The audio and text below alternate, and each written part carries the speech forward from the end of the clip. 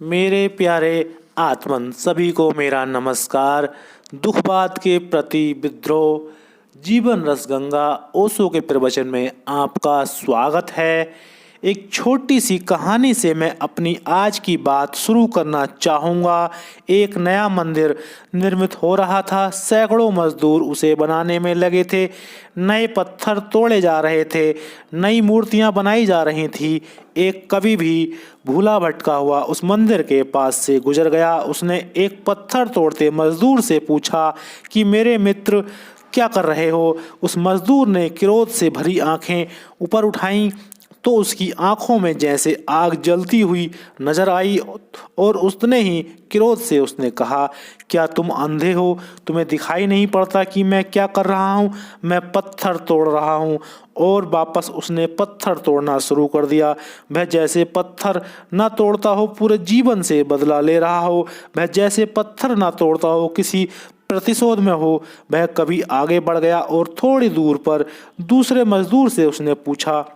वह मजदूर भी पत्थर तोड़ रहा था। उसने उससे पूछा कि मेरे मित्र तुम क्या कर रहे हो? उस मजदूर ने अपनी उदास आंखें ऊपर उठाईं, उस कवि को देखा और फिर कहा, बच्चों के लिए रोटी रोजी कमा रहा हूँ। और उतनी ही उदासी से उसने फिर पत्थर तोड़ना शुरू कर दिया। जैसे जिंदगी में उसके कोई रस ना हो, कोई आनंद ना हो, कोई गीत ना हो। जिंदगी में उसके कोई सौंदर्य ना हो, कोई संगीत ना हो, कोई सुख ना हो। जीवन जैसे एक बोझ हो जिसे ढोना है और ढोए चले जाना है और समाप्त हो जाना है। उसका पत्थर तोड़ना ऐसा था जैसे एक बोझ को कोई खींचता हो, असमर्थता में, बेबसी में, मजबूरी में, जिस बोझ से बचने का कोई उपाय ना हो। ऐसे वह पत्थर तोड़ रहा था। वह कभी आगे बढ़ गया और उसने तीसरे मजदूर से पूछा। वह मजदूर भी पत्थर तोड़ रहा है, लेकिन वह पत्थर भी तोड़ रहा है और गीत भी गा रहा है। उसकी आंखों में जैसे एक चमक है, एक खुशी है। उसके प्राणों में जैसे कोई सुगंध है। वह जैसे किसी लोक में नृत्य कर रहा है। उस कवि ने उससे भी पूछा कि मेरे मित्र क्या कर रहे हो? उसने हंसती हुई आंखें ऊपर उठाईं और जैसे उसके शब्दों से फूल झर गए हों, उसने कहा, भगवान का मंदिर बना रहा हूँ। वे तीन मजदूर तीनों ही पत्थर तोड़ते थे। वे तीनों ही एक ही काम करते थे, लेकिन उनके काम को देखने की दृष्टि भिन्न थी। एक क्रोध, दुख और पीड़ा में, एक उदासी में, बोझ में, अर्थहीनता में, एक आनंद में, किसी मगनता में, किसी समर्पण में। एक पत्थर तोड़ रहा है, एक रोजी रोटी कमा रहा था, एक प्रभु का मंदिर बना रहा था। पत्थर तोड़ना आनंद का काम कैसे हो सकता है? और रोटी रोजी कमाने में नृत्य कहाँ से आएगा, संगीत कहाँ से आएगा? लेकिन प्रभु का मंदिर बनाना निश्चित ही आनंद हो सकता है। इस कहानी से इसलिए शुरू करना चाहता हूँ कि जीवन के मंदिर में भी तीन तरह के लोग ही होते हैं। जीवन के मंदिर को बनाने में भी तीन तरह के मजदूर होते हैं। हम किस भांति के मजदूर हैं? हम पत्थर तोड़ रहे हैं, रोटी रोजी कमा रहे हैं, या प्रभु का मंदिर बना रहे हैं? और स्मरण रहे कि हम जीवन को जिस भांति देखना शुरू करते हैं, जीवन वैसा ही होता जाता है। जीवन अपने आप में बिल्कुल कोरी स्लेट है। हमारी दृष्टि उस पर कुछ लिखना शुरू करती है और वही लिख जाता है। जीवन कोरा कागज है। हमारे प्राण उस पर थिरकते हैं और कुछ लिख जाते हैं। वही हमारी कथा हो जाती है, वही हमारा जीवन हो जाता है। जीवन लेकर हम पैदा नहीं होते, जीवन को हम रोज निर्मित करते हैं। जीवन जन्म के साथ नहीं मिलता, मृत्यु के साथ उपलब्ध होता है। जीवन एक लंबी यात्रा है और इस लंबी यात्रा में रोज हम जैसा देखते हैं और जैसे निर्मित करते हैं वैसा ही निर्मित होता चला जाता है। सारी दुनिया लेकिन दुख से भरी है और आदमी के प्राण अंधेरे से भरे हैं। सब अर्थहीन, मीनिंगलेस मालूम होता है। सारे जगत में आदमी के प्राणों में से गीत खो गए हैं, अर्थ खो गया है, आनंद खो गया है, जीवन की पुलक खो गई है। क्यों खो गई है? क्या हो गया है? एक बात हो गई है दुर्भाग्यपूर्ण। हजारों साल की शिक्षा ने मनुष्य को दुखी होना सिखा दिया है। मनुष्य की दृष्टि को दुख से भर दिया है। आज तक पृथ्वी पर जीवन के आनंद को स्वीकार करने वाली शिक्षा पैदा नहीं हो सकी। जीवन का विरोध करने वाली, जीवन का निषेध करने वाली, जीवन की निंदा करने वाली, जीवन को दुखपूर्ण सिद्ध करने वाली, जीवन छोड़ देने योग्य है यह समझाने वाली जीवन के बाहर कहीं कोई मोक्ष है, वहाँ चले जाना है, जीवन से मुक्त हो जाना है, ऐसा सिखाने वाली शिक्षा तो पृथ्वी पर रही, लेकिन पृथ्वी के जीवन को ही मोक्ष बना लेना, जो उपलब्ध है उसे ही आनंद में परिवर्तित कर लेना, ऐसा विज्ञान, ऐसी शिक्षा उत्पन्न नहीं हो सकी। इसलिए मनुष्य की यह दुर्दशा हो गई है। इस दुर्दशा में अतीत में दी गई दुखपूर्ण शिक्षा का हाथ है। हजारों साल से एक ही बात आदमी के मन पर ठोकी जा रही है कि जीवन व्यर्थ है, आसार है, माया है, बुरा है, छोड़ देने योग्य है, जीवन पाप है। केवल वे ही लोग पैदा होते हैं जिन्होंने पाप किए हैं। जो पाप नहीं करते वे जन्म नहीं लेते, वे मुक्त हो जाते हैं। पापी पैदा होते हैं, जीवन पापियों की जगह है, और जो पुण्यात्मा है वे मोक्ष चले जाते हैं, वे जीवन में वापस नहीं लौटते। यही सिखाया जा रहा है कि आवागमन से मुक्त हो जाओ, जीवन से छूट जाओ, जीवन है जंजीर है, जीवन से मुक्त हो जाओ। यह शिक्षा इतनी विषाक्त हो गई, इतनी पायजनस, इतनी जहरीली है जिसका कोई हिसाब नहीं है। और अगर इसने पूरी मनुष्यता के प्राणों से सारा आनंद छीन लिया हो तो कोई आश्चर्य नहीं, यह होने ही वाला था। और एक बड़ा मज़ा है, आदमी के तर्क हमेशा विसियस सर्किल का रूप ले लेते हैं, हमेशा दृष्ट चक्र बन जाता है। जीवन दुखपूर्ण है इसलिए नहीं कि जीवन दुखपूर्ण है, इसलिए कि हम जीवन को आनंदपूर्ण बनाने की क्षमता और पात्रता उपलब्ध नहीं कर पाते हैं। जीवन दुखपूर्ण है इसलिए नहीं कि जीवन का स्वभाव दुख है, जीवन दुखपूर्ण है क्योंकि हम दुख भरी आंखों से जीवन को देखने की कोशिश करते हैं। हमारी दृष्टि की दुख भरी छाया सारे जीवन को अंधकारपूर्ण कर लेती है। एक अंधा आदमी खड़ा हो, सूरज निकला हो, रोशनी बरस रही हो, अंधे आदमी के लिए कोई रोशनी नहीं, वह कहेगा घनी अंधेरी रात है, अमावस मालूम होती है, सूरज का कोई कसूर नहीं। लेकिन अंधा आदमी, उसके पास आँख नहीं है, लेकिन अंधे आदमी को क्षमा किया जा सकता है। उसका कसूर क्या? उसके पास आँख नहीं है। लेकिन जीवन के आनंद को ना देख पाने में हम अंधे नहीं हैं। आँख वाले लोग आँख बंद किए हुए खड़े हैं। अंधे भी होते हों तो हमें क्षमा किया जा सकता है। आँख है और आँख बंद किए हुए खड़े हैं, एक दृष्ट चक्र पैदा हुआ है। जीवन दुखपूर्ण मालूम होता है क्योंकि जीवन को आनंद से कैसे देख पाएं उसकी कला का हमें कोई बोध नहीं है। एक घर में मैंने सुना है सैकड़ों वर्षों से एक बीड़ा रखी हुई थी। वह बीड़ा घर में एक उपद्रव थी, क्योंकि घर में जब भी कोई गंभीर बात चलती होती, कोई बच्चा उस बीड़ा को छेड़ देता और बूढ़े नाराज होते कि यह शोरगुल क्यों मचा रखा है, बंद करो यह। घर में जब भी कोई मेहमान आता तो बीड़ा छिपा दी जाती कि कहीं कोई बच्चा उसके तारों को ना छेड़ दे। फिर घर के लोग तंग आ गए, कोई पूजा करता होता, बच्चे बीड़ा छेड़ देते, कोई बच्चा बीड़ा को गिरा देता, घर झनकार से भर जाता, बड़ा डिस्टरबेंस मालूम होता। रात लोग सोए होते, चूहे दौड़ जाते, बिल्लियां दौड़ जाती, बीड़ा गिर जाती, आवाज हो जाती, घर में भी कोलाहल हो जाता, नींद टूट जाती। फिर आखिर घर के लोगों ने तय किया कि इस बीड़ा को यहाँ से हटा देना उचित है, यह बड़े उपद्रव की चीज़ हो गई है। और उन्होंने एक दिन घर के बाहर सुबह ही बीड़ा को ले जाकर कचरे घर में डाल दिया। वे घर में वापस भी नहीं लौट पाए थे कि उसने पीछे ही कोई अद्भुत स्वरों की लहरी घर के भीतर प्रविष्ट होने लगी। कोई भिखारी रास्ते से गुजरता था, उसने बीड़ा उठा ली और बजाने लगा। वे ठगे रह गए। वे वापस लौट कर आए घर के लोग, और उन्होंने देखा कि उस कूड़े घर के वृक्ष के पास बैठकर कोई भिखारी बीड़ा बजा रहा है। उनकी आंखों में आंसू आ गए और उन्होंने उस भिखारी से कहा, क्षमा करना, हमें पता नहीं था कि बीड़ा में इतना संगीत छिपा है। हमारे घर में तो एक उपद्रव का कारण थी यह, इसलिए हम इसे बाहर फेंक गए। तुमने हमारी आंखें खोल दी। लेकिन उस भिखारी ने कहा, बीड़ा में कुछ भी नहीं छिपा है। जैसी उंगलियां लेकर आदमी बीड़ा के पास जाता है, वही बीड़ा से प्रकट होने लगता है। जीवन की वीणा में भी कुछ भी नहीं छिपा है। हम जैसी उंगलियां लेकर जैसी दृष्टि लेकर जीवन के पास जाते हैं वही जीवन से प्रकट होने लगता है। हमारी अपात्रता है कि हम आनंद को जन्म नहीं दे पाते, वीणा से संगीत पैदा नहीं कर पाते, दोष वीणा को देते हैं। इस दोष से कोई वीणा से संगीत पैदा नहीं हो पाएगा। इस दोष से एक बात भर होगी कि जो उंगलियां कुशल हो सकती थीं वे कभी कुशल नहीं हो पाएंगी, क्योंकि दोष उस पर थोप दिया गया जिसका दोष न था। उंगलियां थीं गैर कुशल, अकुशल और वीणा दोषी हो गई। मनुष्य पात्रता पैदा नहीं कर पाया कि जीवन से संगीत उत्पन्न हो जाए और दोष दे दिया गया जीवन को कि जीवन है आसार, जीवन है व्यर्थ, जीवन है दुख, जीवन है नरक, जीवन है छोड़ देने योग्य। और जब जीवन को छोड़ देने योग्य समझ लिया गया, जब वीणा को हम कचरे घर पर फेंक आए, तो अगर वीणा टूट जाए और अगर आसार हो जाए और अगर वीणा के तार बिखर जाएं, तो आश्चर्य क्या है।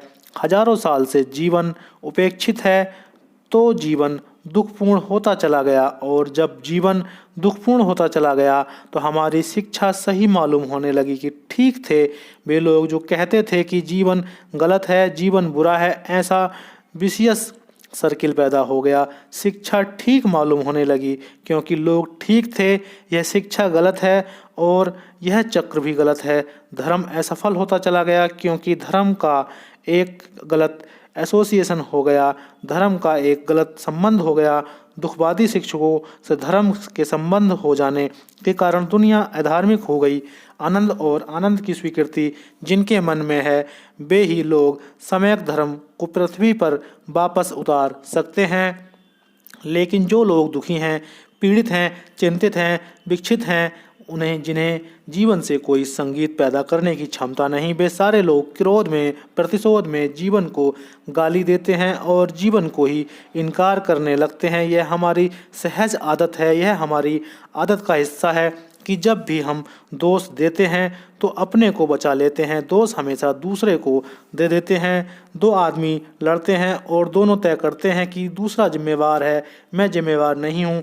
जीवन से एक निरंतर हमारा संघर्ष चल रहा है और हमेशा हम जीवन को जिम्मेवार ठहरा देते हैं, अपने को बचा लेते हैं, लेकिन इससे जीवन का कुछ भी नहीं बिगड़ता, हमारा सब कुछ नष्ट हो जाता है।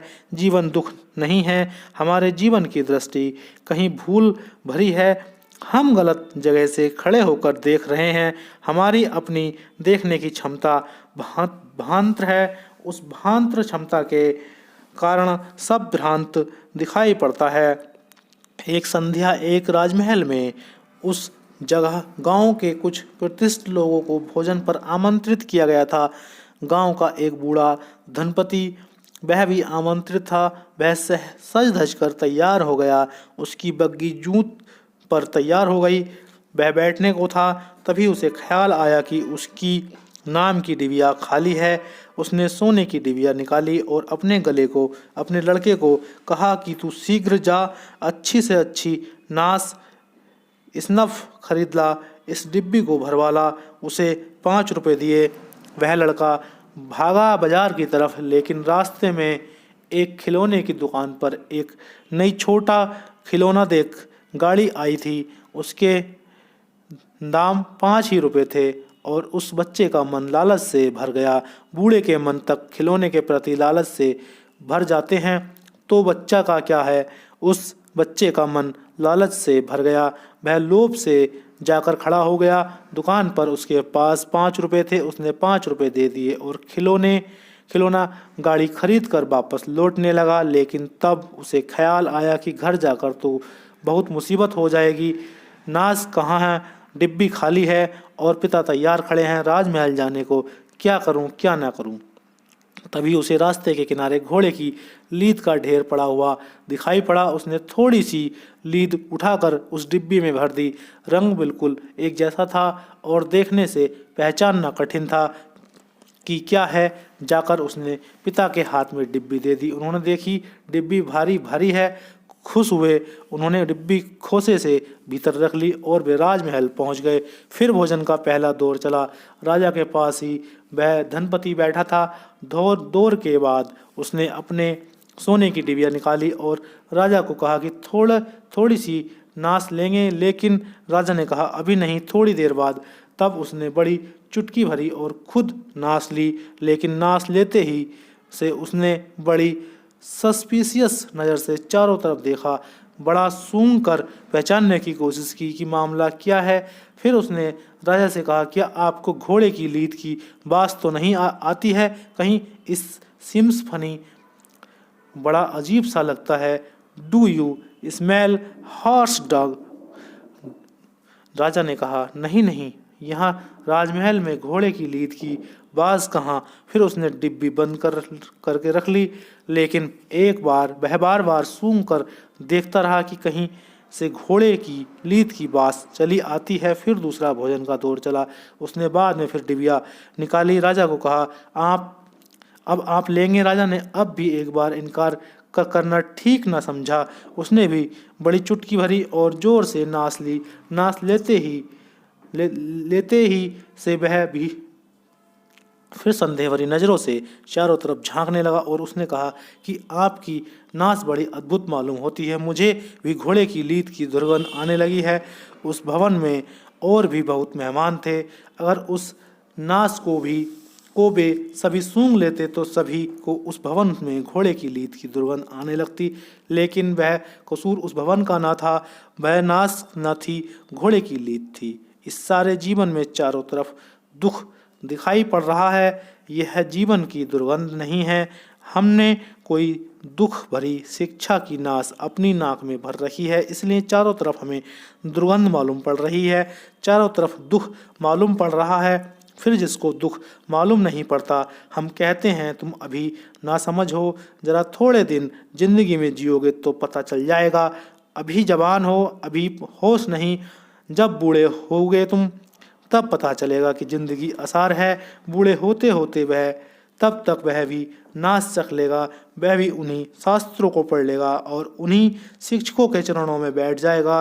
वह भी उन मंदिरों और मस्जिदों में हो आएगा जहाँ वह नाश दुख की बिक रही है। सारी दुनिया पर बूढ़े होते होते तक बचना बहुत मुश्किल है। बच्चे बच जाते हैं थोड़े बहुत दिन तक, जवान बच जाते हैं, लेकिन बूढ़ा होते होते तक बचना मुश्किल है। भोजन के एक दौर पर नाश मत सूंघिएगा, दूसरे दौर पर मत सूंघिएगा, लेकिन कोई अगर पूछता ही चला जाएगा कि नाश लेंगे, नाश लीजिएगा क्या, फिर नाश ले ही लेंगे आप और पता चलेगा कि अरे यह सारी ज़िंदगी बड़ी दुखपूर्ण मालूम पड़ रही है। शिक्षाएं दुख भरी आदमी की छाती पर भारी पड़ गई हैं और तरकीब है जीवन को दुख सिद्ध किया जा सकता है, जीवन को कुछ भी सिद्ध किया जा सकता है। और एक बात स्मरण रखना आप, जो लोग अपने आनंद में लीन होते हैं उन्हें इसकी फिक्र ही नहीं होती कि वे किसी के सामने सिद्ध करने जाएं कि जीवन आनंद है। कभी आपको पता चला क्या, जब आप स्वस्थ होते हैं तो आपको पता भी नहीं चलता कि आप स्वस्थ हैं। जब आप आनंदित होते हैं तो आपको पता भी नहीं चलता कि आप आनंदित हैं। जब आप प्रेम से परिपूर्ण होते हैं तो आपको पता भी नहीं चलता कि आप प्रेम से भरे हैं। लेकिन जब आप बीमार होते हैं तो पता चलता है कि मैं बीमार हूँ। स्वस्थ होते हैं तो पता नहीं चलता। जो आदमी आनंद में होता है उसे पता ही नहीं चलता कि वह आनंद में है। उसे यह ख्याल भी नहीं आता कि वह सिद्ध करे कि जीवन आनंद है। जीवन आनंद है, इसे सिद्ध करने की कोई ज़रूरत नहीं रह जाती। लेकिन जो लोग दुख में भरे होते हैं उनके सामने विकल्प हो जाता है खड़ा, या तो वे यह मान लें कि वे गलत हैं इसलिए जीवन दुखपूर्ण मालूम पड़ रहा है, या यह सिद्ध कर दें कि जीवन दुखपूर्ण है और तब अपनी आत्मा आलोचना से बच जाए। तो दुखी आदमी सिद्ध करने निकल पड़ता है कि जीवन दुखपूर्ण है। आनंदित लोग सिद्ध करने नहीं जाते कि जीवन आनंदपूर्ण है, इसलिए आनंद की शिक्षा विकसित नहीं हो सकी, दुख की शिक्षा विकसित हो सकी। दुख की शिक्षा इसलिए विकसित हो सकी कि दुख के लिए कोई आर्गुमेंट चाहिए, कोई वजह चाहिए। दुख को बिना वजह कोई भी स्वीकार करने को राजी नहीं है। आनंद को तो बिना वजह हम स्वीकार करते हैं। जब आप आनंदित होते हैं तब आप पूछते हैं कि किसी से कि आनंद क्या है, कोई नहीं पूछता कि आनंद क्या है। आनंद सहज स्वीकृत है, उसके लिए कोई कॉजलिटी नहीं मांगता। जब आप स्वस्थ होते हैं तब आप पूछते हैं किसी से जाकर कि मैं स्वस्थ हूँ क्या। आप स्वस्थ को स्वीकार कर लेते हैं। कोई आर्गुमेंट, कोई प्रूफ, कोई प्रमाण की, किसी शास्त्र की, किसी शिक्षक की, किसी संस्था की कोई भी ज़रूरत नहीं है कि जीवन स्वस्थ क्यों है, आनंद क्यों है। लेकिन जब आप बीमार होते हैं तो आप पूछते हैं मैं बीमार क्यों हूँ, कॉजिलिटी क्या है, कारण क्या है। जब आदमी दुखी होता है तो पूछता है कि मैं दुखी क्यों हूँ। दो ही कारण हो सकते हैं, या तो मैं गलत आदमी हूँ और या फिर जीवन दुख है लेकिन मैं गलत आदमी हूँ। यह अहंकार को स्वीकार नहीं होता। फिर एक ही रास्ता रह जाता है कि जीवन ही ऐसा है, उसमें दुख होगा, उसमें मेरा और तेरा सवाल नहीं। जीवन दुख है, इसलिए जीवन को दुख सिद्ध करने की चेष्टा चलती है और जीवन को दुखी सिद्ध करने के लिए दलीलें खोजी जाती हैं, तरकीबें खोजी जाती हैं, प्रमाण खोजे जाते हैं। यह आश्चर्यजनक है लेकिन सत्य है कि जीवन जब भी वैसा होता है जैसा होना चाहिए तो हम उसे जीते हैं। हम सिद्ध करने की चिंता में नहीं पड़ते, लेकिन जीवन जब वैसा हो जाता है जैसा नहीं होना चाहिए तो हम सिद्ध करने की कोशिश करते हैं। फिर जीने का तो कोई उपाय नहीं रह जाता। आनंद में जो है वे जीवन को जीते हैं, दुख में जो है वे जीवन को दुख है ऐसा सिद्ध करते हैं। और एक विकल्प यह था कि वे स्वीकार करते हैं कि मैं कुछ भूल में हूँ, मैं कुछ भ्रांत में हूँ, मेरी कोई गलती है, लेकिन इसे कोई मानने को तैयार नहीं होता। एक छोटा सा गांव, एक सुबह में उस गांव के द्वार पर खड़ा हूँ। अभी गांव जगने के करीब है। एक बूढ़ा आदमी गांव के बाहर बैठा है। एक बैलगाड़ी आकर रुक गई और उस बैलगाड़ी का मालिक पूछता है उस बूढ़े से, मैं इस गांव में निवासी बनना चाहता हूँ, क्या बता सकते हैं इस गांव के लोग कैसे हैं। उस बूढ़े ने नीचे से ऊपर तक उस गाड़ी के सवार को देखा और फिर कहा, उसके पहले कि मैं कुछ कहूँ मैं जान लेना चाहूँगा कि तुम जिस गांव को छोड़कर आ रहे हो उस गांव के लोग कैसे थे, क्योंकि बिना उस गांव के बाबत जाने इस गांव के बाबत कुछ भी बताना बहुत मुश्किल है। मैं भी हैरान हो गया हूँ। गाड़ी का सवार भी हैरान हो गया। उस गांव से क्या संबंध है इस गांव के लोगों का, जिस गांव को वह आदमी छोड़कर आ रहा है उस गांव के बाबत जानने की क्या ज़रूरत है इस गांव के बाबत में बताने के लिए।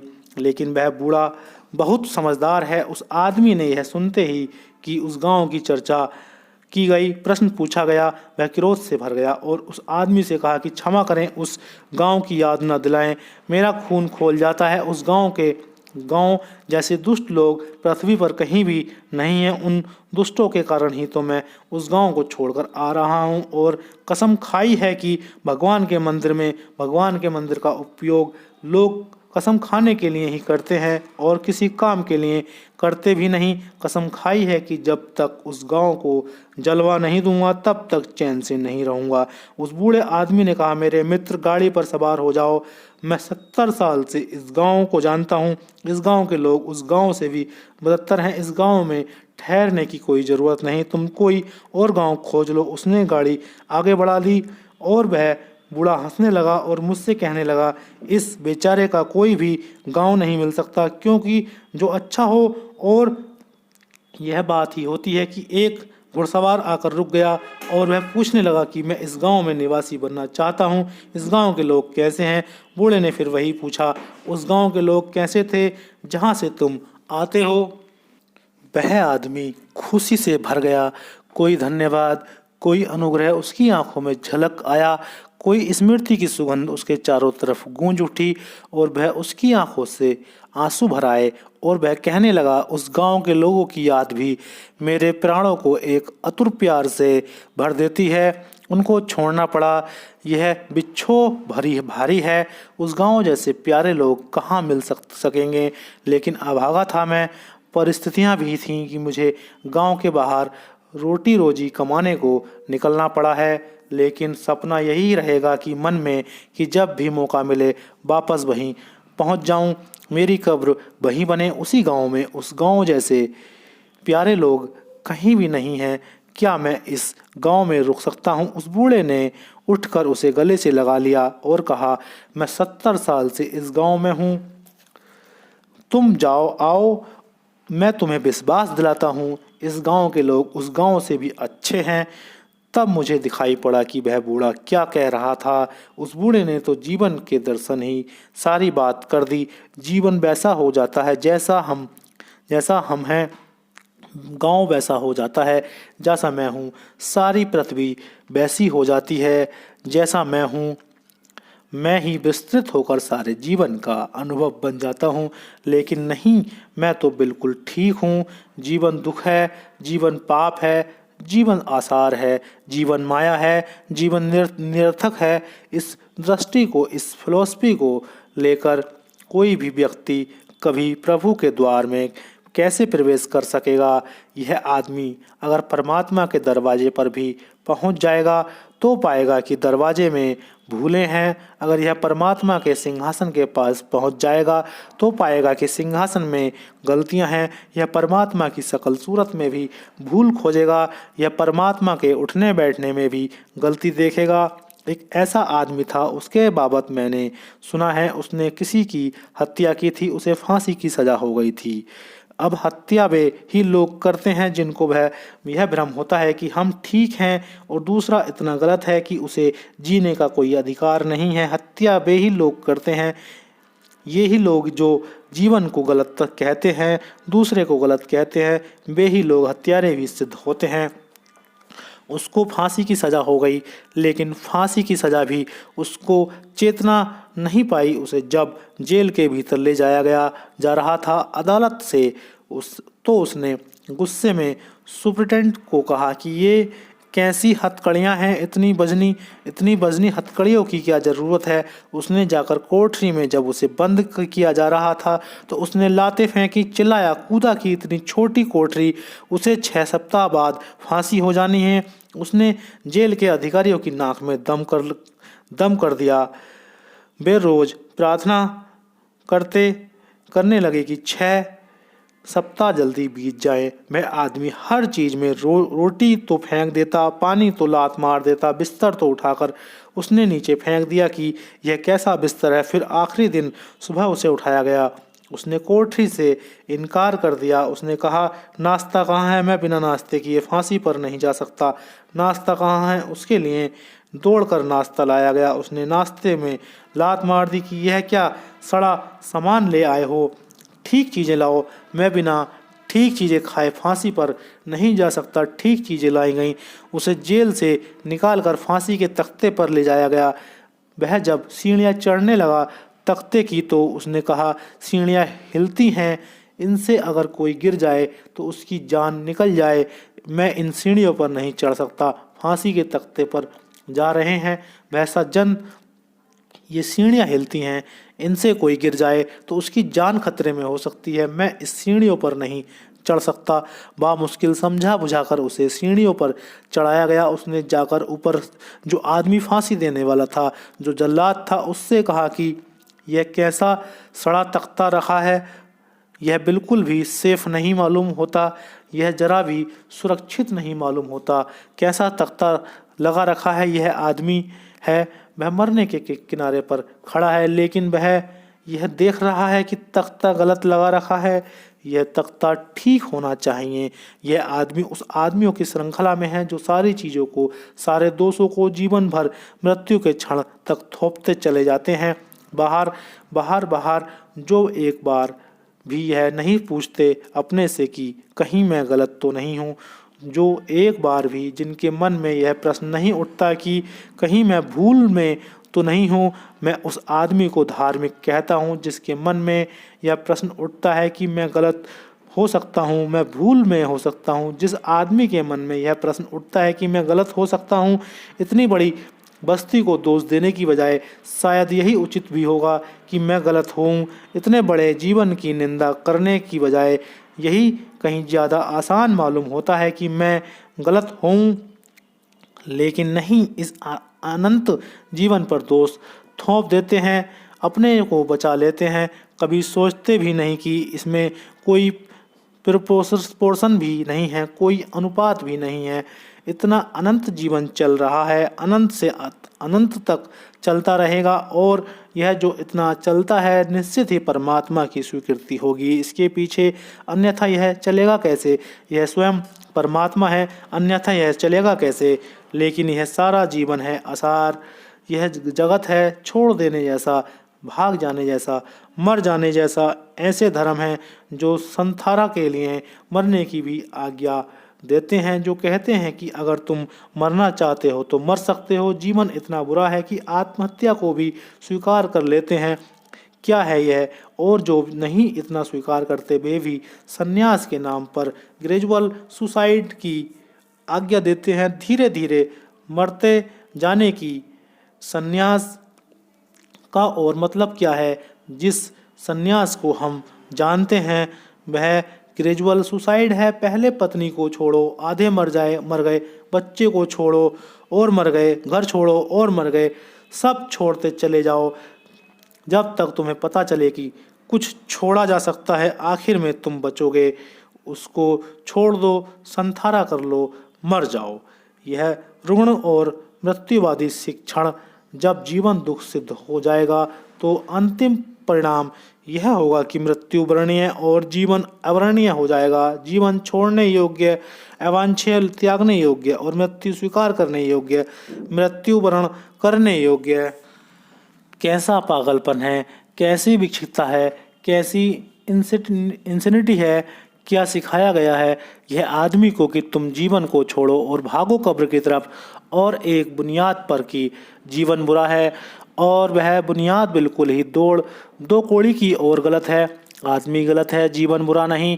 कौन कहता है जीवन बुरा है? आदमी गलत है, आदमी की साइकोलॉजी गलत है, आदमी का चित्त गलत है। यह हो सकता है कि मैं गलत हूँ, लेकिन जीवन को गलत कहने का मुझे कोई हक नहीं है। क्या अधिकार है? लेकिन नहीं, हम गांव बदलते हैं, दूसरे गांव चले जाएंगे। इस गांव के लोग गलत हैं और हमें पता नहीं कि दूसरे गांव में हमें यही लोग मिलेंगे जो इस गांव में मिले थे। अमेरिका में वे खोजबीन करते थे, जोर से तलाक बढ़ते चले गए, कोई 40% तलाकों की संख्या हो गई। तो वे खोजबीन करते थे और उस खोजबीन में एक अजीब निष्कर्ष उनके हाथ में आया जिसका किसी को ख्याल भी ना था। एक आदमी जिंदगी में 8 तलाक देता है, 8 पत्नियां बदल देता है, लेकिन हर बार पत्नी बदलता है और पाता है कि दूसरी पत्नी भी 2 महीने में पुरानी पत्नी जैसी सिद्ध होती है। तलाकों के लंबे अध्ययन से यह पता चलता है कि जो लोग पत्नियां बदलते हैं, जो पति बदलती हैं, हर बार 2 महीने में पाते हैं कि यह तो फिर वही आदमी मिल गया। बड़े मनोवैज्ञानिक परेशान थे कि यह क्यों हो रहा है, यह क्या भूल है? यह भूल नहीं, यह जीवन का सीधा तर्क है। जिस स्त्री ने पहली बार पति को खोजा था वही स्त्री दूसरी बार भी तो पति को खोजेगी, तीसरी बार भी वही स्त्री पति को खोजेगी।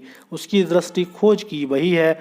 और जो स्त्री पहली बार पहले पति के साथ जी थी जिस ढंग से, और 3 महीने में जो चीज़ें पैदा हो गई थीं वह उसी ढंग से दूसरे पति के साथ भी जिएगी, तीसरे पति के साथ भी जिएगी, वही चीज़ें फिर पैदा हो जाएंगी। यह गांव बदलना है, तलाक यानी गांव बदलना है, मोक्ष की खोज यानी तलाक देना है। गांव बदलना है, जहां मैं हूं वहां अपने को बदलने से बचने के हम सब उपाय करते हैं। मैं बदलने से बच जाऊं इसके हम सब उपाय करते हैं। और जो आदमी भी हमको यह समझाता है कि तुम ठीक हो, से सब गलत है, वह हमें बड़ा प्रीतिकार मालूम होता है। इसलिए तो धर्मगुरुओं को इतना आदर मिला, अन्यथा यह आदर मिलने की कोई जगह नहीं है, कोई कारण नहीं है। धर्मगुरुओं को मिले आदर का, रिस्पेक्ट का एक भी कारण है कि वे जीवन को कंडेम करते हैं और आपको बचा लेते हैं। वे यह कहते हैं कि लाइफ इज सच, जिंदगी ऐसी है कि दुख उसमें होगा। तुम क्या कर सकते हो? जिंदगी से बचो तो दुख से बच सकते हो। जिंदगी ऐसी है कि उसमें अशांति होगी, तुम क्या कर सकते हो? जिंदगी को छोड़ो तो शांत हो सकते हो। जिंदगी ऐसी है कि उसमें चिंता आएगी, तुम क्या कर सकते हो? जिंदगी से हटो तो चिंता बच जाएगी। और ये दलीलें बड़ी ठीक मालूम पड़ती हैं, क्योंकि ये सारी दलीलें आपको छोड़ देती हैं और ज़िंदगी को कंडेम कर देती हैं, जिंदगी को दोषी ठहरा देती हैं। इसलिए धर्म गुरुओं को इतना आदर और धर्म की दुखवादी शिक्षाओं को इतना सम्मान मिला, अन्यथा उनके सम्मान का न तो कोई कारण है, न कोई वजह है, न कोई अर्थ है। और जिस दिन भी आदमी को यह पता चल जाएगा कि इस भांति आदमी के ट्रांसफॉर्मेशन में आदमी की बदलाहट में सबसे बड़ा पत्थर रख दिया गया है, उसी दिन ये सारा आदर परिवर्तित हो जाएगा, वे मूल्य गिर जाएंगे। उस दिन हम देखेंगे कि आदमी का सवाल है, जीवन का नहीं। जीवन वैसा ही होता है जैसा मैं हूँ, जरा सा फर्क मुझ में और जीवन का दूसरा हो जाता है। एक आदमी का सिर दुख रहा है, उसे तुम कहो कि चांदनी निकली है, बहुत अच्छी है, वह देखता है चांद को, लेकिन सिर दुखता चला जा रहा है, चांद उसे बिल्कुल दिखाई नहीं पड़ता। एक आदमी बुखार से भरा है, तुम कहो कि गुलाब के फूल खिले हैं, बहुत अच्छे हैं, वह देखता है गुलाब के फूलों को, लेकिन ताप उसके प्राणों को कपाए जा रहा है, हाथ उसके आग हुए जा रहे हैं, सांस उसकी लपटे हुई जा रही हैं, उसे फूल दिखाई नहीं पड़ेंगे। फूलों में भी उसे लाल फूलों में भी आग की लपटें दिखाई पड़ती हैं। वह कहेगा कहाँ हैं फूल, आग की लपटें हैं। आदमी के भीतर जैसी दशा है, बाहर का जगत उसे वैसा ही दिखाई पड़ता है। एक मेरे मित्र एक गीत मुझे सुनाते थे, उस गीत में बड़ा अद्भुत अर्थ था। वह गीत था कि एक भूखा आदमी, बिल्कुल भूखा आदमी, 7 दिन का भूखा आदमी एक मित्र के घर ठहरा हुआ है। वे मित्र एक कवि हैं, पूर्णिमा की रात है और कवियों को क्या खबर कि मेहमान जो आया है उसने रोटी भी खाई है या नहीं। वह 7 दिन का भूखा है, वे रोटी की तो पूछते नहीं, मित्र को बाहर ले आते हैं और कहते हैं पूर्णिमा की रात है, आओ देखें चांद को।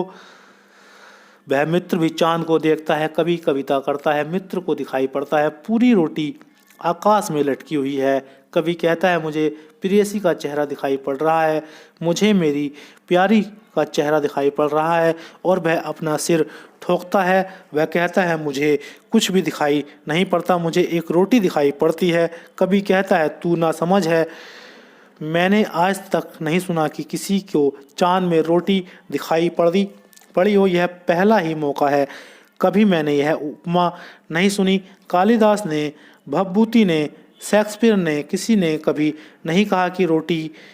सब कहते हैं प्रेयसी का चेहरा दिखाई पड़ता है, तू पागल हो गया है, तू बड़ा मॉडर्न पोएट मालूम पड़ता है, तू बड़ी नई नई कविता लिखता मालूम होता है, रोटी कहाँ है वहाँ।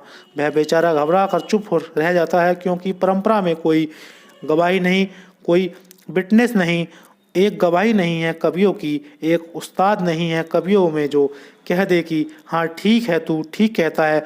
जब इतने इतने बड़े महाकवियों को रोटी दिखाई नहीं पड़ती तो वह कहता है मुझे गलत दिखाई पड़ता होगा, मुझे क्षमा करें, लेकिन वह देखता है रोटी ही दिखाई पड़ती है। वह बहुत आंखें मूंदता है, लेकिन रोटी ही दिखाई पड़ती है। यह रोटी चांद का सवाल नहीं, यह पेट भूखा है तो रोटी दिखाई पड़ेगी। हम स्टेट ऑफ माइंड, मेरे चित्त की जो दशा है, जीवन वैसा दिखाई पड़ता है, जीवन वैसा ही हो जाता है जो मेरे चित्त की दशा है, मेरे चित्त का प्रोजेक्शन है, मेरे चित्त का ही प्रक्षेपण है। जीवन में हम सिनेमा में बैठे होते हैं और पर्दे पर फिल्में दिखाई पड़ती हैं, पर्दे पर कुछ भी नहीं है, पर्दा बिल्कुल खाली है। अगर आपको वह फिल्म मिटानी हो तो आप पर्दे पर जाकर मिटाने लगें तो लोग आपको पागल कहेंगे, वे कहेंगे वहाँ मिटाने को कुछ नहीं है, वहाँ कुछ भी नहीं है, कुछ है ही नहीं, वहाँ केवल खाली पर्दा है, प्रोजेक्टर पीछे है, देखने वालों को पर्दा दिखाई पड़ता है, प्रोजेक्टर नहीं दिखाई पड़ता।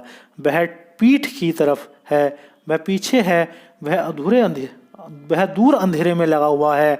वहाँ फिल्म है, वहाँ प्राण है चित्रों का, वहाँ से चित्र फेंके जा रहे हैं, पर्दे पर वे दिखाई पड़ते हैं, लेकिन पर्दे पर होते नहीं, फेंके कहीं और से गए होते हैं। जहाँ होते हैं वहाँ दिखाई नहीं पड़ते, जहाँ नहीं होते वहाँ दिखाई पड़ते हैं।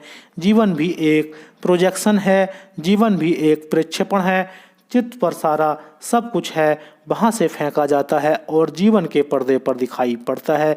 जीवन कोरा पर्दा है, वहाँ पहुँचने चले जाते हैं, वहाँ मिठाने चले जाते हैं। लगता है कि पत्नी दुख दे रही है, पत्नी को छोड़ो। कौन पागल कहता है कि पत्नी दुख दे सकती है? किसने कहा कि कोई दूसरा दुख दे सकता है? पत्नी को छोड़ो और भागो।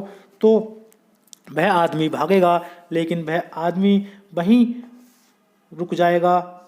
वहीं गए जिसकी पत्नी दुख देती थी, कल उसको कोई और दुख देगा, परसों तीसरा दुख देगा, नरसों को चौथा दुख देगा। जब तक उसे कतारबद्ध दुख देते रहेंगे, वह कहेगा पूरा जीवन ही छोड़ने जैसा है, जीवन में आना ही नहीं चाहिए। और वह कभी नहीं पूछेगा कि कहीं मैं दुख का प्रोजेक्टर लेकर तो नहीं घूम रहा हूँ, कहीं मैं भीतर ताकत को तो लेकर नहीं घूम रहा हूँ कि हर चीज़ को दुख में बदल लेने की केमिस्ट्री तो मेरे पास नहीं है। वह कीमिया है हमारे पास। धार्मिक व्यक्ति की सजगता का दूसरा सूत्र, मैं आपसे यह कहना चाहता हूँ कि इस बात को ठीक से समझ लें कि जीवन वैसा है जैसा आप हैं। दुख है जीवन, तो आपकी दृष्टि दुखपूर्ण होगी। आनंदपूर्ण हो सकता है जीवन अगर आपकी दृष्टि आनंदपूर्ण हो। इसलिए जीवन को दोष देना बंद कर दें। जीवन को दोष देना बहुत हो चुका, और इस शिक्षा के भारी दुष्परिणाम मनुष्य की जाति को भोगने पड़े हैं।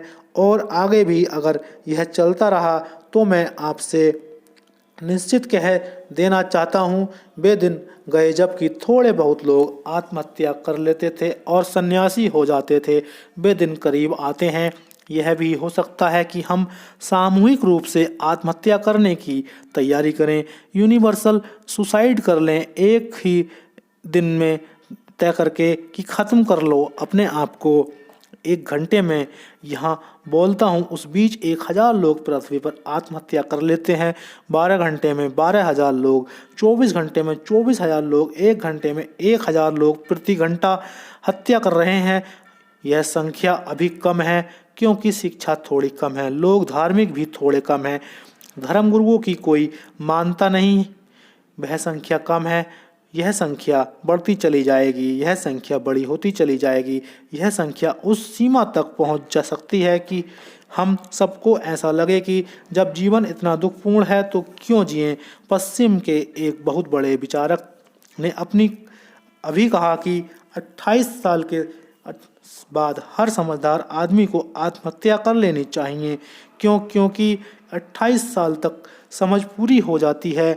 अगर तब तक नहीं दिखाई पड़ता कि जीवन आसार है तो तुम बुद्ध हो, मंदबुद्धि हो, कायर हो, मरने की हिम्मत नहीं है तुम में, किस लिए तुम जिए जा रहे हो। जीवन तो व्यर्थ है, तुम काहे के लिए जिए चले जा रहे हो। 28 साल तक वे छूट देते हैं कि इतनी देर में बुद्धि थोड़ी विकसित होगी, दिखाई पड़ जाएगा कि जीवन व्यर्थ है।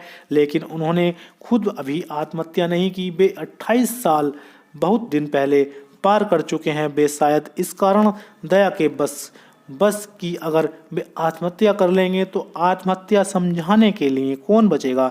शायद इस कारण यह जो जीवन के प्रति रुख है, यह जो जीवन के निषेध का, निगेशन का, विरोध का रुख है, यह रुख कभी किसी को धार्मिक नहीं बना सकता। क्योंकि धार्मिक तो वही बन सकता है जिसे जीवन में इतना आनंद अनुभव हो कि आनंद के कारण वह परमात्मा का कृतज्ञ हो सके, ग्रेजुएट उसमें पैदा हो सके। धार्मिक आदमी का मतलब क्या है? ग्रेटफुलनेस, ग्रेटिट्यूड, धन्यवाद, धन्यता का भाव। उसे ऐसा लगे कि परमात्मा को धन्यवाद देने जैसा, उसे ऐसा लगे कि मैं एक सांस भी लेता हूँ तो इतना अनुग्रहित हूँ प्रभु का कि तूने मुझे एक मौका दिया, कि मैंने सांस ली, कि तूने मुझे आँख खोली और सूरज की किरणों को नाचते देखा, कि तूने मुझे कान दिए और मैंने संगीत के शब्द को सुने, और तूने मुझे हृदय दिया कि मैं प्रेम कर सका, और तूने मुझे हाथ दिए कि मैं किसी को छू सका, स्मरण कर सका, स्मृति दी। जिस दिन ऐसा लगे कि तूने मुझे इतना दिया, मेरे प्राण अनुग्रह से भर जाएं, मेरे प्राण कृतज्ञता से भर जाएं, मैं धन्यवाद से भर जाऊं, मेरी सांस सांस धन्यवाद देने लगे, तो मैं प्रभु के मंदिर में प्रविष्ट हो सकता हूँ। लेकिन दुख मानने वाले लोग धन्यवाद से कैसे भर सकते हैं? वे तो क्रोध से भरे होते हैं, तो वे परमात्मा से बदला लेने के भाव से भरे होते हैं कि तुमने हमें जन्म दिया है, अगर मिल जाओ तो हम तुम्हें बताएं परमात्मा। इसलिए मैं मैंने सुना है छिपा रहता है, आता नहीं इधर उधर की आदमी मिल जाए तो उसकी हत्या कर दे कि तुमने हमें जन्म दिया, तुमने मुझे शादी करवाई, तुमने मुझे दुकान करवाई, तुमने मुझे बच्चे दिए, तुमने मुझे बम्बई का निवासी बनाया, मेरी जान ले ली, तुम्हारी मैं हत्या करूँगा, तुम्हें मैं छोड़ नहीं सकता। भगवान इसलिए छिपा रहता है। सुना है मैंने जब उसने पृथ्वी बनाई, आदमी बनाए, आदमी को बनाते ही वह बहुत घबरा गया और उसने देवताओं से पूछा कि कोई रास्ता बताओ, मैं आदमी को कैसे बचूं, आदमी से कैसे बचूं कोई, क्योंकि यह बड़ा खतरनाक मालूम होता है, यह मुझे खोज लेगा तो मेरी मुसीबत हो जाएगी, मैं कैसे बचूं, मैं कहाँ छिप जाऊं। किसी देवता ने कहा आप हिमालय पर छिप जाइए, कैलाश पर्वत पर बैठ जाइए, आदमी वहाँ तक नहीं पहुँच पाएगा। उसने कहा तुम्हें पता नहीं, आज नहीं कल कोई ना कोई तेन सिंह, कोई हिलेरी पैदा हो जाएगा और चढ़ जाएगा, वह पकड़ लेगा मुझे, मैं दिक्कत में पड़ जाऊंगा, वहाँ मैं नहीं जा सकता।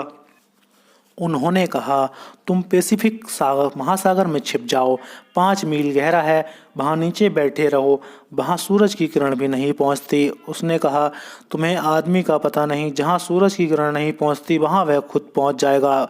उसे ऐसी जगह जाने में बड़ा रस आता है जहाँ जाने का कोई मतलब नहीं होता, जहाँ जाना बिल्कुल बेकार है वहाँ वह ज़रूर चला जाता है, जहाँ जाने का काम है वहाँ आदमी कभी नहीं जाएगा, जहाँ जाने की कोई ज़रूरत नहीं वहाँ वह 1000 बार यात्रा करेगा, जान जोखिम में लगाएगा और पहुँच जाएगा।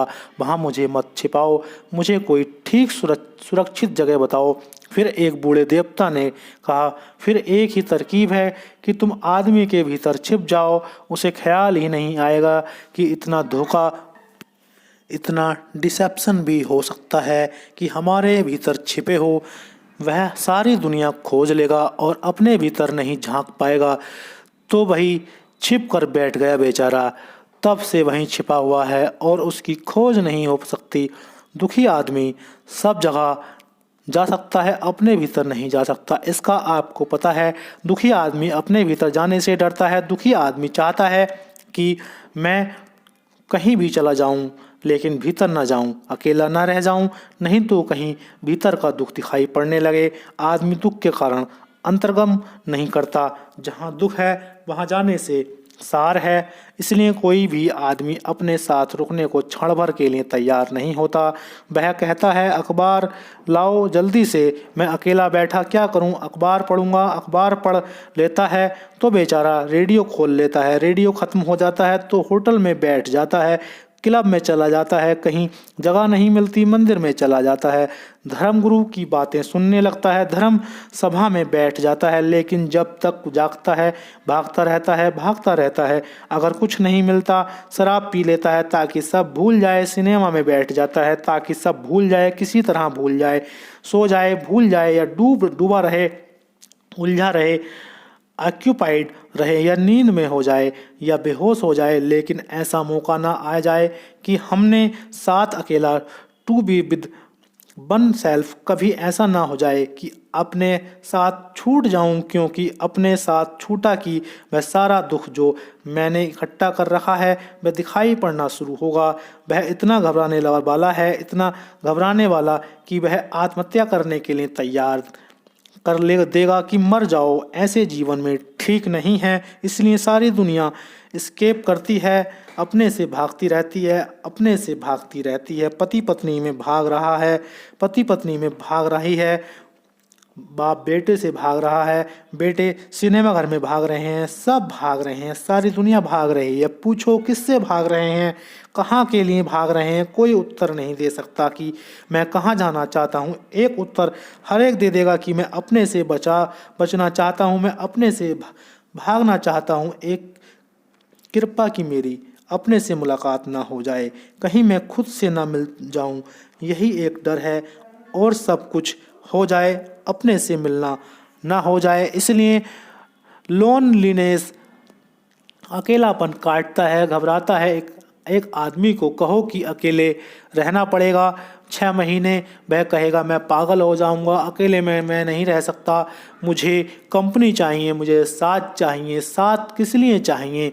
आनंदित आदमी अकेला रह सकता है, दुखी आदमी अकेला नहीं रह सकता। आनंदित आदमी अकेला रहना चाहता है, भीड़ से बचना चाहता है, क्योंकि आनंदित आदमी जब भीड़ में खड़ा होता है तब भी वह अकेला होता है, तब भी वह अपने भीतर के रस को गुनता रहता है, तब भी उसके भीतर कोई संगीत बजता रहता है, वह उसे सुनता रहता है, तब भी भीतर कोई आनंद का झरना बहता रहता है, वह उसमें डूबा रहता है। वह भीड़ में भी अकेला होता है और अकेला आदमी अकेले में भी भीड़ में होता है। अगर भीड़ नहीं मिलती तो आंख बंद करके विचार करने लगता है कि फलाने दुश्मन को गोली मार दूं, कि फलाने मित्र के पास चला जाऊं, कि पत्नी को छोड़कर दूसरी शादी कर लूं, कि क्या करूं, कि क्या ना करूं। वह अपने हिसाब में लगा रहता है, एक क्षण को भी वह अपने साथ नहीं होना चाहता, जीवन भर अपने साथ नहीं, मरते क्षण तक अपने साथ नहीं। एक आदमी मर रहा था, मरणासय पर पड़ा है, उसकी पत्नी उसके पास बैठी है। उस आदमी ने आंखें खोली, चिकित्सकों ने कहा आज सांझ सूरज के डूबने के साथ वह समाप्त हो जाएगा। उसने आंख खोली, सूरज डूबने के करीब है, और उसने पूछा कि मेरा बड़ा बेटा कहाँ है? उसकी पत्नी ने कहा आप निश्चित रहें, वह आपके पैरों के पास बैठा है। पत्नी की आंखों में तो आंसू आ गए। उसके पति ने अपने बेटों के लिए कभी भी नहीं पूछा था कि फुर्सत नहीं मिली थी, धन कमाने से, यश कमाने से, दिल्ली की यात्रा करने से उसे फुर्सत नहीं मिली थी। वह MP बनता कि बेटों की पूछता, वह एक बड़ा मकान बनाता कि बेटों की फिक्र करता कि वे कहाँ हैं। लेकिन उसकी पत्नी को लगा आज शायद मृत्यु के अंतिम क्षण में, विदाई के क्षण में उसे प्रेम का स्मरण आ गया, उसे बेटे की स्मृति आ गई और उसकी आंखें गीली हो गईं। उसने खुशी से कहा बिल्कुल चिंता ना करें, बिल्कुल चिंता ना करें, वह आपके पैरों के पास बैठा है। उस आदमी ने कहा और उससे छोटा कहाँ है? वह भी पास था, उससे छोटा 5 बेटे थे, सबसे छोटा। उसकी पत्नी ने कहा आप बिल्कुल निश्चिंत लेटे रहें, सब हम यहाँ मौजूद हैं, हम सब आपके पास बैठे हैं, कोई कहीं बाहर नहीं है। वह आदमी हाथ टेक कर बैठ गया और उसने कहा इसका क्या मतलब? फिर दुकान पर कौन बैठा हुआ है? वह पत्नी भूल में थी, वे आंसू उसने व्यर्थ बहाए, वह खुशी उसने न समझी कि वह यह नहीं पूछ रहा था कि बेटे कहाँ हैं, वह यह पूछ रहा था कि दुकान चल रही है, इस वक्त की नहीं चल रही है। वह यह पूछते ही मर गया, लेकिन मरते क्षण भी वह दुकान पर बैठा हुआ था, अपने पास नहीं था। जीवन भर बाहर बाहर बाहर, और क्यों? क्योंकि भीतर हमने दुख पाल रखा है, दृष्टि दुख की पाल रखी है, और यह सारी बात दृष्टि की है। तो एक अंतिम बात फिर तीसरे सूत्र पर हम कल बात करेंगे। यह सारी बात दृष्टि की है। जीवन को दुखवादी दृष्टि से देखने के भ्रम को छोड़ दें, ख्याल छोड़ दें कि जीवन बुरा है। अगर बुरा हूँ तो मैं बुरा हूँ, और अगर यह स्मरण आ जाए कि मैं बुरा हूँ तो बदलाहट की जा सकती है। जीवन को आप कैसे बदल सकते हैं? बिल्कुल ही गलत। अगर जीवन बुरा है तब तो बदलने का कोई उपाय ना रहा। जीवन है विराट अनंत, मैं क्या कर सकूँगा? एक बूंद छोटी सी, मैं सागर को कैसे बदलूँगा? तो फिर एक ही रास्ता है कि मैं समाप्त हो जाऊं। इसको तो बदला नहीं जा सकता। इससे निराशा, इसमें हताशा पैदा हुई, इससे रिनसिएशन और संन्यास, तथाकथित संन्यास पैदा हुआ। इससे जीवन को छोड़ने वाली परंपराएं पैदा हुई, जीवन से भागने वाले लोग पैदा हुए, जीवन की निंदा करने वाले शिक्षक पैदा हुए, और सारी दुनिया को उन्होंने दुख के एक अंधकारपूर्ण घेरे में घेर कर खड़ा कर दिया। हम सब उस घेरे में खड़े हैं, इस घेरे को तोड़ दें। कल मैंने कहा था रिवेलियन अगेंस्ट नॉलेज, आज आपसे कहता हूँ रिवेलियन अगेंस्ट पेसिमिज्म, विद्रोह ज्ञान के प्रति ताकि विस्मय जग जाए, और विद्रोह दुखवादियों के प्रति ताकि आनंद की क्षमता का सूत्र हो जाए, ताकि वह किरण फूट सके। जो आनंद की है वह किरण कैसे फूट सकती है, उसकी तीसरे सूत्र में कल मैं आपसे बात करूंगा। मेरी बातों को इतने प्रेम और शांति से सुना उसके लिए बहुत बहुत आनंदित और अनुग्रहित हूँ। सबके भीतर मेरे बैठे परमात्मा को अंत में प्रणाम करता हूँ। मेरे प्रणाम स्वीकार करें। देखिए दोस्तों, किस तरह से ओशो जी ने अपने इस वचन में प्रवचन में जीवन रस गंगा दुखवाद के प्रति विद्रोह कितने अच्छे तरीके से समझाया। आपने इतने ध्यान से सुना, बहुत बहुत धन्यवाद। और चैनल को सब्सक्राइब करके ज़रूर जाइए, बिना सब्सक्राइब के प्लीज़ मत जाना। धन्यवाद।